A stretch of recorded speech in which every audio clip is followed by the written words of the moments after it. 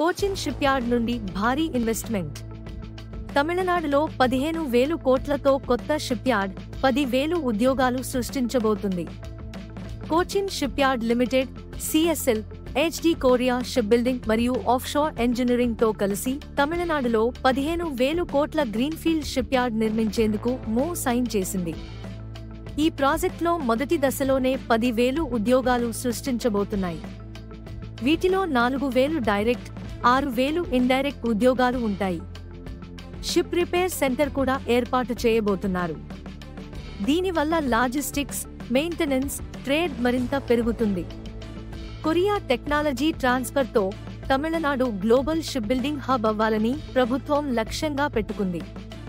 చిన్న industries, SMEs, supply chain, transport సర్వీసులు అన్నీ డిమాండ్లోకి వస్తాయి. దీనితో ప్రాంతీయ ఆర్థిక వృద్ధి మరింత పెరుగుతుంది.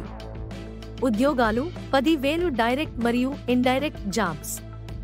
నైపుణ్యం, cutting edge shipbuilding technology training.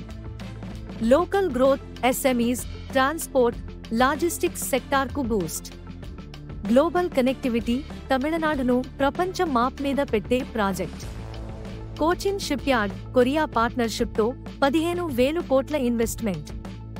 ఇది ఉద్యోగాల వర్షం కురిపించే మెగా ప్రాజెక్ట్.